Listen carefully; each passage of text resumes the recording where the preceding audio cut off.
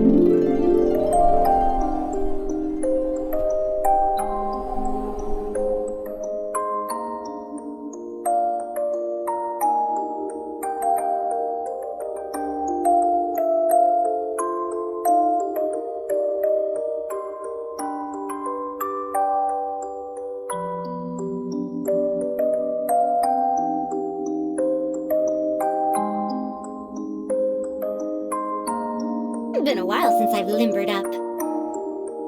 Sure, I'll hang out with you youngsters. This isn't new. Wretched dastard!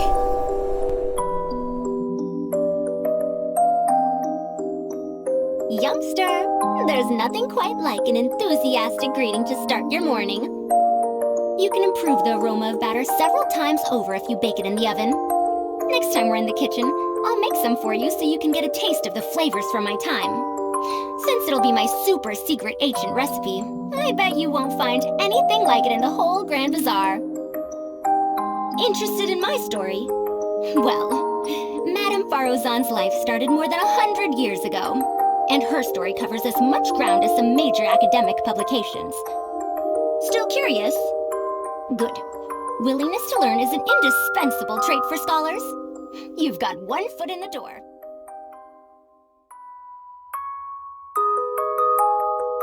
Let me tell you a little secret. Something I've never told anyone. The purpose behind my research is to create my own wonderland. Yes, just like the ones in fairy tales. The kind where all your dreams come true and you live happily ever after. It's childish, isn't it? But I still believe in fairy tales. I would like to explore the other worlds beyond. I want to see how deep the rabbit hole goes. You'll keep me company, right? Well, there's plants and animals. There's ones you can eat and ones you can't. But beyond that, it's all much of a... muchness, really? Shh, don't tell Master I said that. This land has a past full of secrets, just like my world. I'll uncover all of it, if I have enough time.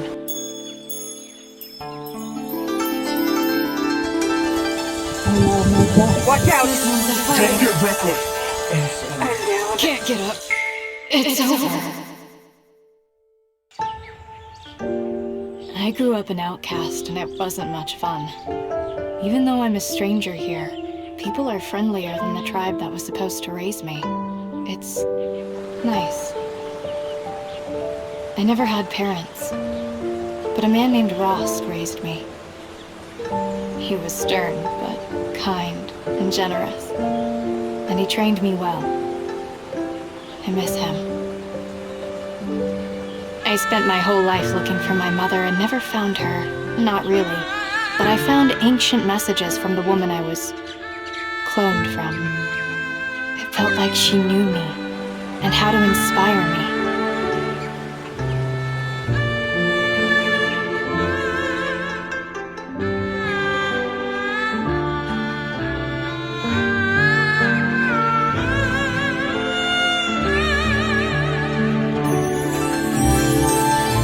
When I grew up, I didn't have any friends. Later in my travels, I made some, but I left that world before we could grow close. That's why I'm glad to have spent time with you. I have many brothers that sail with me. I have asked and remember why each and every one of them came on board. You, however, are special.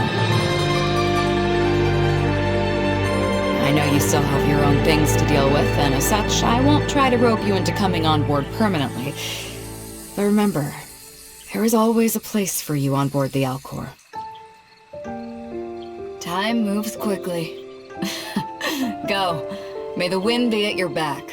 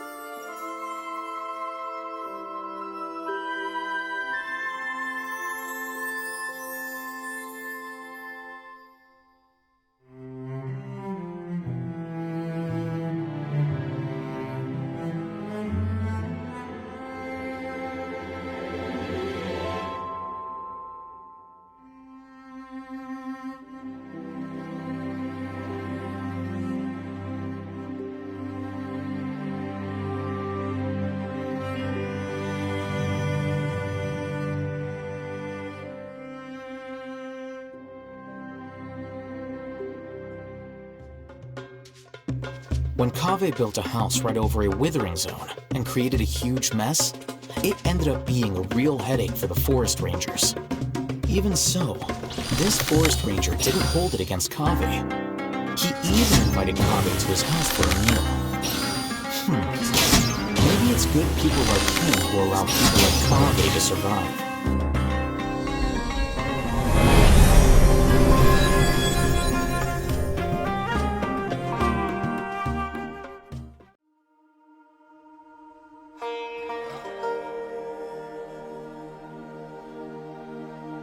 Trainee Forest Ranger Kale, reporting. I'll ensure your safety. This'll do nicely. Thank you. I'm glad you gave me a chance. I always think it takes people with similar tastes to sustain a pleasant conversation. Nice to meet you. I'm Kaveh, an architect. If you have a project you'd like me to work on, then I'll need a detailed description of what you have in mind. It's fair to say I'm a pretty proud person when it comes to my area of expertise. Most scholars are when talking about their chosen fields. After all, we build our whole lives around it. I mean, if I ever stopped taking pride in my own work, then I would also forfeit the right to have any expectations of myself or anyone else.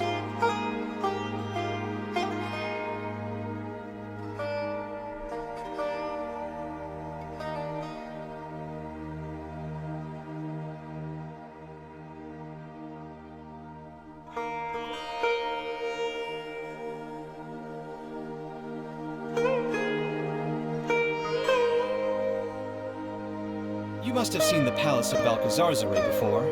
That's my magnum opus. I sacrificed so much for that. Everyone else thought I'd lost my mind. Well, if you're not me, and you don't share my trade, I wouldn't expect you to understand. It'd be nice to meet someone who did understand, though.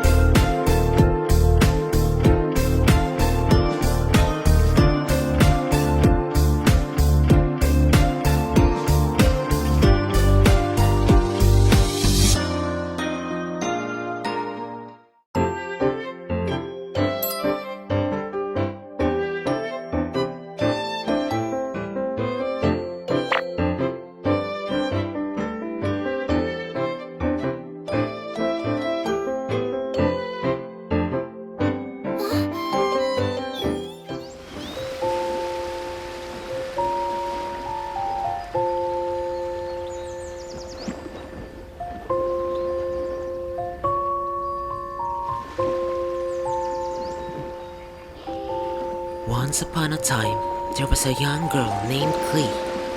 She lived with her family on a great big sea. The island was a wonderful place to call home, for there were so many places that she could roam. Klee's best friend was a wolf named Razor, but he was no friend to the island's cats. He would chase them up a tree, and when he left, they could finally flee. There were beaches for picnics and flowers to pick, and fish in the sea that swam pretty quick. She picked vegetables she'd sown from seed, from the garden to the table. How delicious! Indeed. When all of her chores were finally done, it was time to go out to have some fun. She remembered the creatures she has come to know, and spent each day watching them grow. She'd given each a name of their own, as they lived very near to her family's home.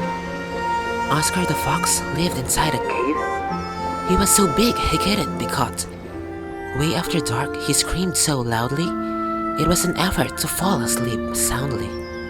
Yet, no matter what noise Oscar made, Klee enjoyed his music just the same.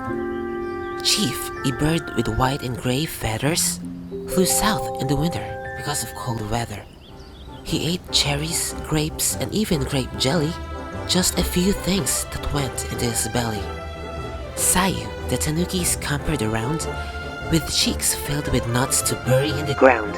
She was so friendly she'd come into the house, but Klee didn't see her, she was quiet as a mouse. She loved to watch plays no matter what kind. As long as they were interesting, she was just fine. In summer, she rode around the shore, ran, swam, and did so much more. The island was peaceful and offered so much. She often stayed outside until way after lunch. Darkness came in those sweet summer nights, but the sound of crickets makes everything alright.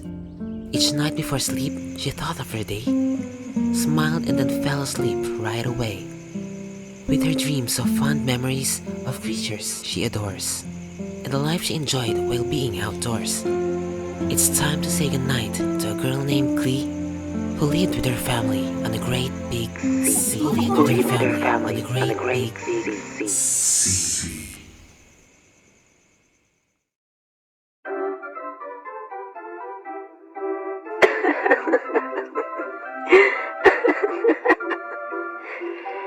The show that you all have been waiting for.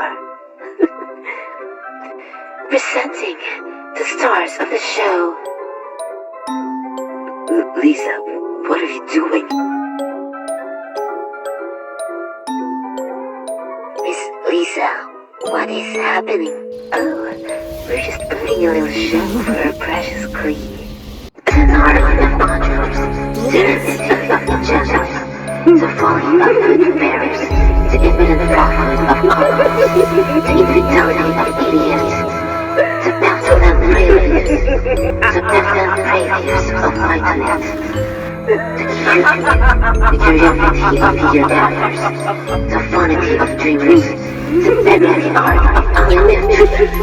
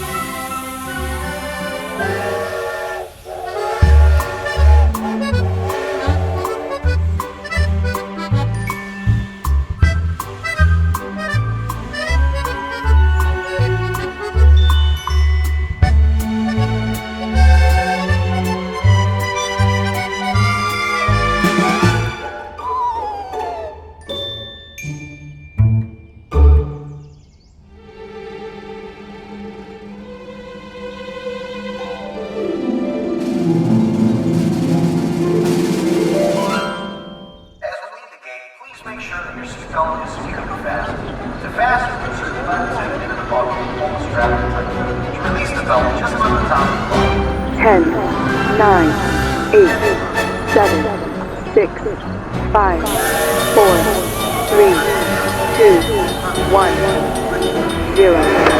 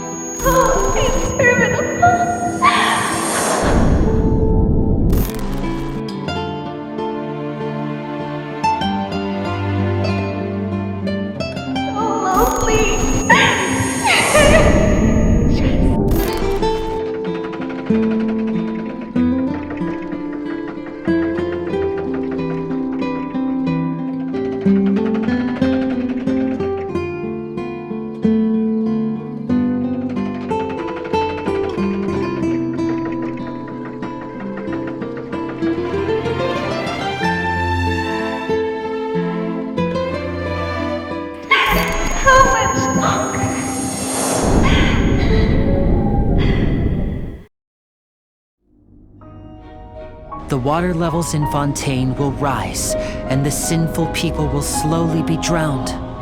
In the end, the people will all be dissolved into the waters, and only the Hydro Archon will remain, weeping on her throne. Only then will the sins of the people of Fontaine be washed away.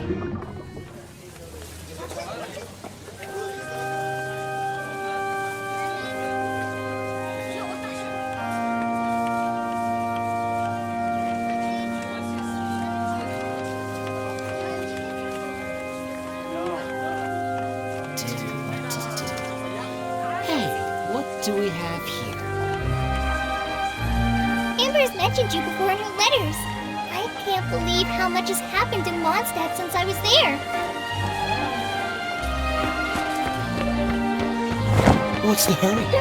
Some greedy merchants and mercenaries tried to hawk antiques of unknown origin in Port Ormos at This steelyard balance was a gift from my father. It weighs objects to determine their value.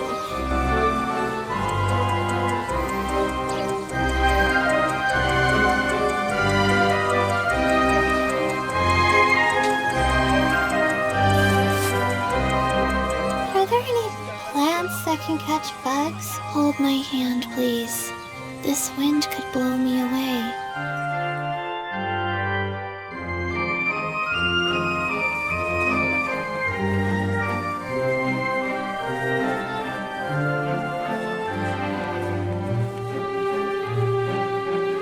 You don't always know why good things happen, or why we should be happy about them. But if you ever face a problem too big to handle, don't give up hope. You never know. Someone may be there to help, even if you can't see them.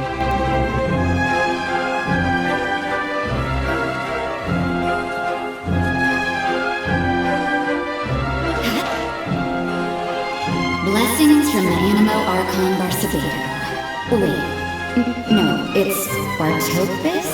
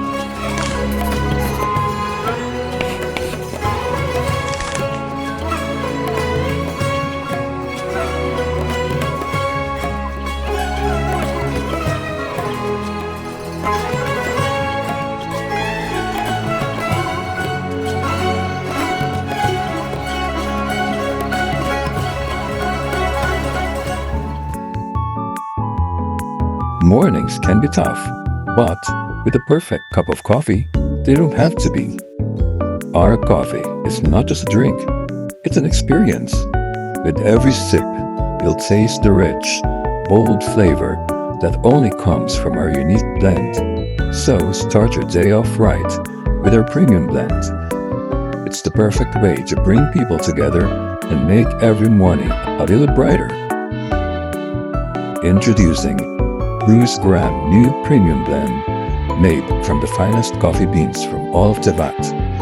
Each bean carefully selected and roasted to perfection. Brews Grand Coffee. Experience the perfect cup every time.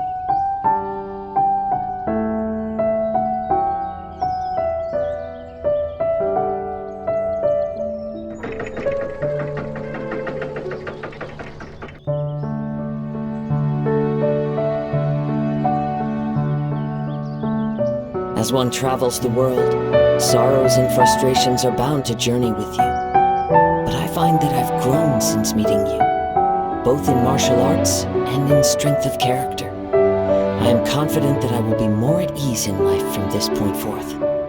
Coincidence is a nice word. It makes things sound like they were meant to be. Unfortunately, as a detective, I don't believe in coincidences. The two of us meeting each other is really the culmination of every choice and move we've made up to this point. So what I'm saying is, our destiny is something we choose.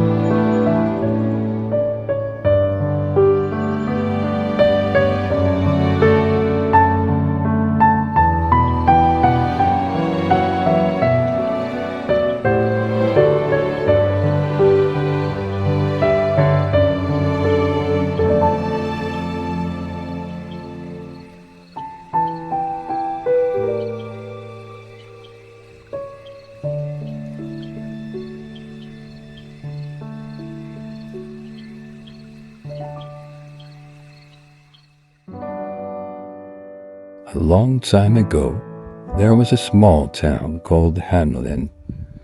The people of Hamelin had a massive problem of rat infestation. They tried everything to get rid of the rats, but nothing seemed to work. There were rats of every shape and size. The chief of the town called a meeting and said, "Anyone who can get rid of the rats will be rewarded with 10 sacks of gold." One day, a stranger from a faraway land arrived in Hamelin. He was dressed in green clothes, wore a flower in his hat, and carried a harp. The piper said, "I will get rid of the rats for you." The man then started playing an odd but wonderful tune on his harp. The rats in the town heard his music and started getting attracted to him. The stranger walked through Hamelin streets, playing his harp and attracting more rats towards him. The clever man took all the rats to a river, where the rats drowned one by one. The Pied Piper went back to collect his reward. However, now that their problem was solved, the townspeople no longer wanted to pay him the money. This made the Pied Piper angry, and he decided to punish the town. The Pied Piper began playing his harp once again. This time, all the women of the town began disappearing. Every woman started running towards his harp's music. The piper took them all to a castle outside the town and closed the entrance with an unbreakable spell.